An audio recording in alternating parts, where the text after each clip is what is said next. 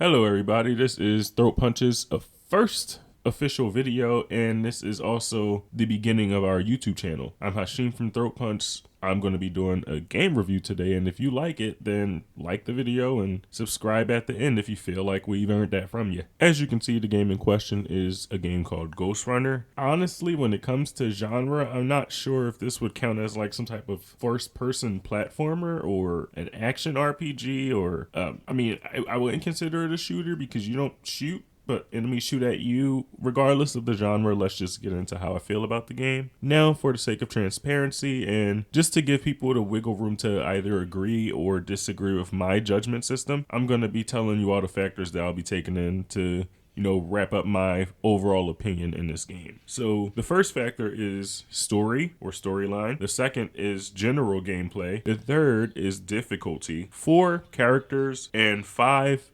overall aesthetic. So to start off everything, we're going to go over the story. And when I say we're going to go over the story, I mean we're not really going to go over much, because keep in mind this is a demo. So the 2 levels that we were allowed to play, there wasn't much story involved. There was a lot of dialogue, but none of that dialogue related to anything that we would be aware of. So in the story department, it's going to have to take a 0, and that's not necessarily bad on this end. It's just how the scoring works. Maybe the game didn't care to have a story, right? But despite the game not having much of a story, at least in this demo, it still kind of deserves that loss of a point because of it, because it's a factor after all, so we need to include it. Now that we're done with the story, done talking about that, we can finally get into the gameplay, which I've been waiting to talk about. Before I even wrote down the factors of this review, I wanted to share this game's gameplay factor or whatever so badly ever since I played it, that I definitely decided that this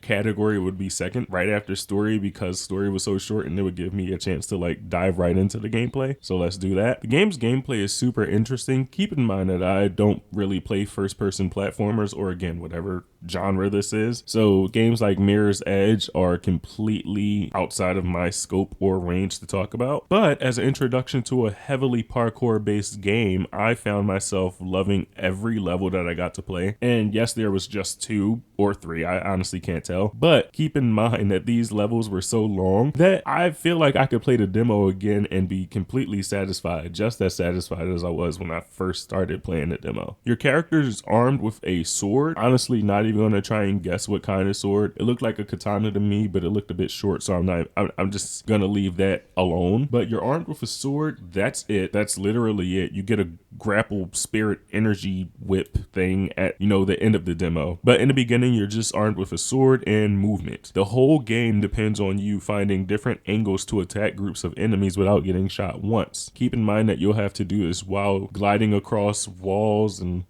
swinging across hoops. So take a game like Spider-Man, for example, the new one that just came out a while. The newest Spider-Man game is what I'm trying to say, okay? Take the game like that, but make it so that if your enemies hit you once, you die. And enemies are very good at tracking in this game. You get like a little bit of a reaction space, but after they shoot, that shot is instant. I'm pretty sure it's like hit scan. You're not tracking a bullet unless you go in your timed slow mode or slow time mode, bullet time mode, whatever you want to call it. And that is a perfect introduction to the bullet time mode, which works in conjunction with the dash. Bullet time and dash are the same exact input. So when you're in bullet time and you select a direction to move in with your D-pad or keyboard, you're going to be moving in that direction in the form of a dash right after the bullet time kind of goes away. And that's primarily how you'll evade attacks and dodge enemies' senses of awareness and kind of just get quick attacks before you can get shot. That mechanic is the bread and butter of this game, and it's the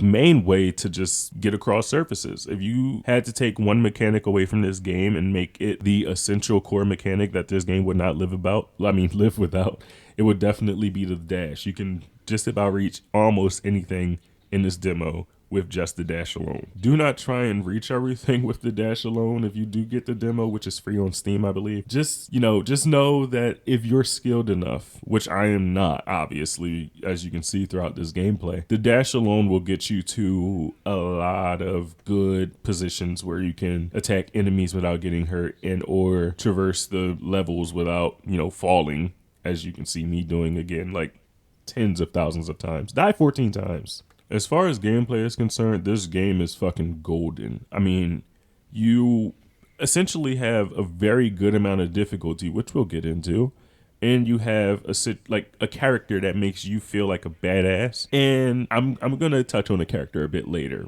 So let's just go into the second category, which is the third category, which is difficulty. Now, aside from this game making you feel like a true badass when you accomplish something, it will definitely make you feel extremely inexperienced as soon as you open the game. The tutorial is cut short. The game doesn't treat you like an idiot. So after that little short 3-button tutorial, you're on your own until, you acquire a new ability, which is the zipline ability later in the demo. This game gives you numerous options to take down multiple enemies head on, or just by being stealthy, whichever one you prefer. And I'll say both of those options are met with increasing difficulties. No matter where you go, enemies will know you're there. And it's not a situation where they'll just randomly become alert to you.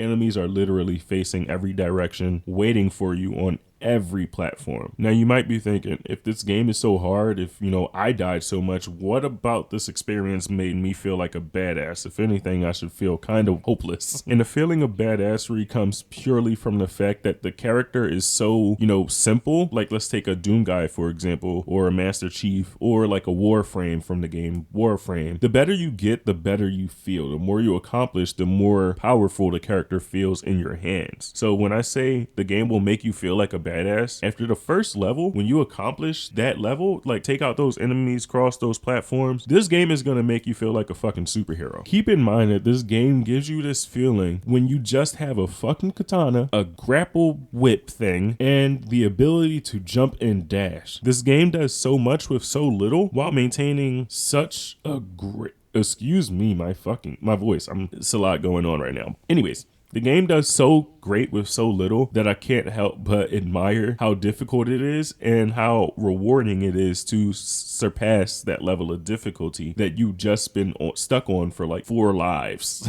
Overall, the game gets another point for great difficulty. It's consistent. It's perfect for anyone who's new to the genre like me. I imagine anyone who's familiar with games like this would have a good time as well, purely because it is simple to get into. But now we'll get to the next category.